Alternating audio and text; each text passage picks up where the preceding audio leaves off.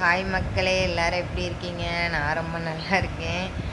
இன்னைக்கு வந்து mother's day. இன்னைக்கு எங்கள் அம்மாவுக்கு பிறந்த நாளும் வேறு. இருந்தாலும் ஒன்றுமே வந்து நம்மளால் செய்ய முடியல மக்களே, அம்மாவுக்காண்டி. ஒரு மதர்ஸ் டேனா மற்ற இடத்துலலாம் எல்லாம் செயின் ப்ரெசன்ட் பண்ணுறாங்க, ட்ரெஸ் வாங்கி கொடுக்குறாங்க. இங்கே நானே என் டேப்லெட்டுக்கு பிச்சை எடுக்கிற நிலமையில இருக்கேன். ட்ரீட்மெண்ட்டுக்கு ரொம்ப கஷ்டமாக இருக்குது. ஏன்னா வந்து ஒரு கல்யாண லைஃப் நம்ம நினச்சி வச்சுருப்போம்.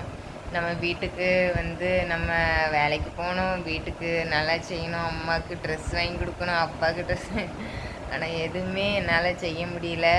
செய்ய முடியாமல் அப்படி இருந்தால் கூட பரவாயில்ல. இப்போ நோயிலையும் போட்டு இன்னும் அவங்களுக்கு கஷ்டமாக வந்து இருக்கிற மாதிரி இருக்குது. இவ்வளோ நேரம் 12 மணி வரை எங்கள் அம்மா அங்கே இருந்து தான் வீட்டை க்ளீன் பண்ணி விட்டுட்டு போயிருக்காவன். என்னாலையும் செய்ய முடியல மக்களே. ஒரு 2 வேலையும் செஞ்சுட்டு நடந்துட்டு வந்தேன்னா உடனே ரொம்ப டயர்டாகி மூச்சு வாங்குது ரொம்ப. ஏன்னா நம்மகிட்ட ரத்தமும் இல்லை பற்றியெல்லாம் 5 பாயிண்ட் தான் இருக்குது. அதனால் என்னால் வேலை செய்ய முடியல. என் ஹஸ்பண்ட் வந்தாங்கன்னா கண்டிப்பாக வந்து எல்லாத்தையும் பேக் பண்ணிடுவாங்களே தவிர அதை க்ளீன் பண்ணி வந்து எடுக்கிறதுக்கு அவியலுக்கும் டைம் இருக்காது. அப்படி ஆக்கிடுவாங்கன்னு சொல்லிட்டு தான் எங்கள் அம்மா பயிர்னு அவிய உட்காந்து க்ளீன் பண்ணிகிட்ருக்காவ. என் ஹஸ்பண்ட் வந்தாங்கன்னா எந்த இதையுமே வந்து எல்லாத்தையும் அள்ளி சாக்க வச்சு கட்டிடுவான்னு நினச்சி தான் எல்லாத்தையும் க்ளீன் பண்ணிகிட்டு இருந்தாவ. 12 மணி வரை எனக்கு கிச்சனில் மேலே வந்து ஒரு 2 அட்டைப்பெட்டியில் பாத்திரம் இருக்குது. அதெல்லாம் யூஸ் பண்ணாத பாத்திரம்.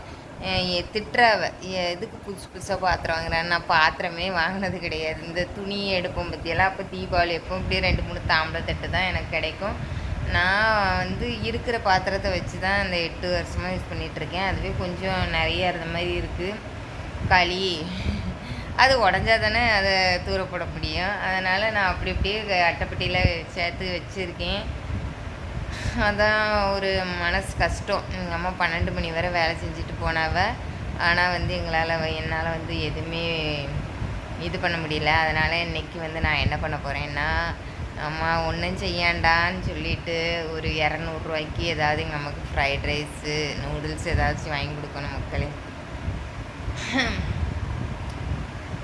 இந்த வருத்தம் நம்ம வீட்டுக்கு செய்ய முடியலேன்னு ஒரு வருத்தம் மட்டும் எப்போதுமே குத்திக்கிட்டே இருக்குது. ஏன்னா என்னோடய நிலைமை எப்படி இருக்குன்னா, எங்கள் அம்மாவை சார்ந்து தான் இருக்குது. சார்ந்து இருக்குது. என்னால் எதுவுமே செய்ய முடிய மாட்டேங்குது.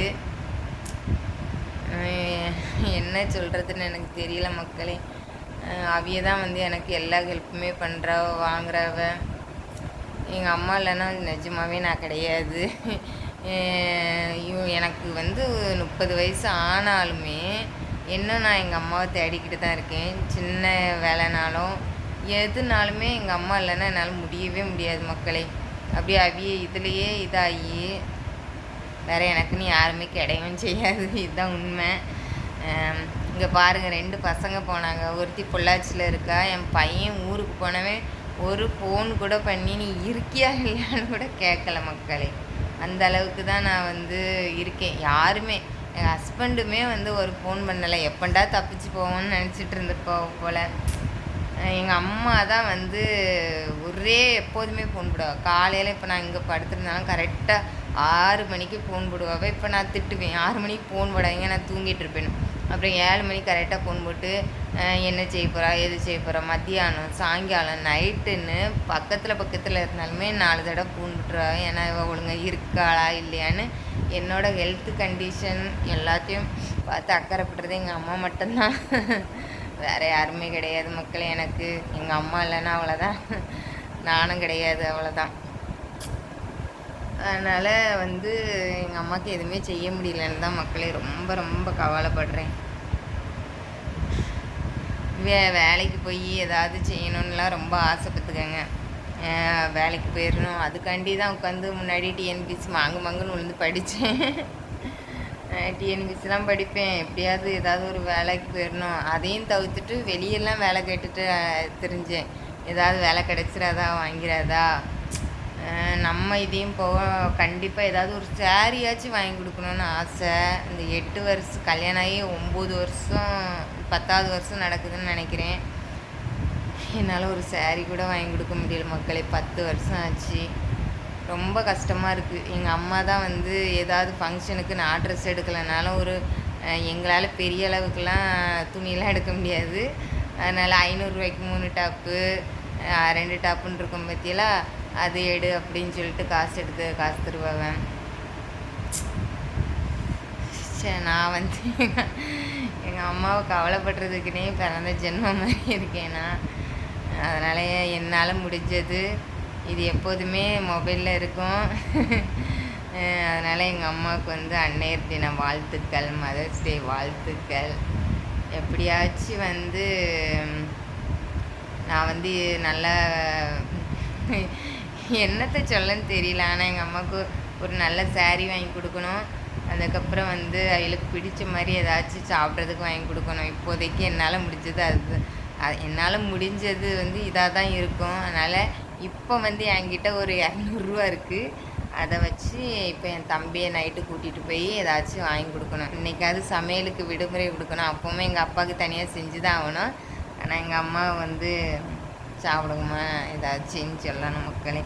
அதனால் யூடியூப்லேயும் நிறைய பேர் நான் உனக்கு அம்மா மாதிரி தான் சொல்லி மெசேஜ் பண்ணியிருக்காங்க. எல்லாத்துக்குமே அன்னையர் தின வாழ்த்துக்கள். நான் ரொம்ப ஃபீல் பண்ணுறேன். இன்றைக்கி எங்கள் அம்மாவுக்கு பிறந்த நாளும் கூட. அதனால தான் என்னால் ஒன்றுமே செய்ய முடியல. அவிய வந்து வேலையை செஞ்சுட்டு போகிறாவ. ஒவ்வொரு பிள்ளைகளை எப்படி வச்சுக்கோம் என் அம்மாவை. ஒருங்க பொம்பளை பிள்ளையெல்லாம் பிறந்து ஒன்றுமே பண்ண முடியல மக்களே. ஏன் தான் பொம்பளை பிள்ளையாக பிறந்தான்னு இருக்கு. பையனாக இருந்தால் கூட ஏதாவது செஞ்சுருக்கலாம் அப்படின்ட்டு.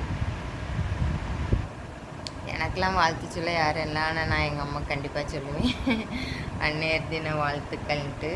சரி மக்களே, பாய். இனி அடுத்த இப்போ தூங்கி எந்திரிச்சு உட்காந்துருக்கேன். இனி வந்து ஏதாவது வேலை இருந்தால் செய்யணும். இல்லைன்னா என் தம்பியை கூட்டிகிட்டு போய் ஏதாச்சும் வாங்கி கொடுக்கணும் மக்களே.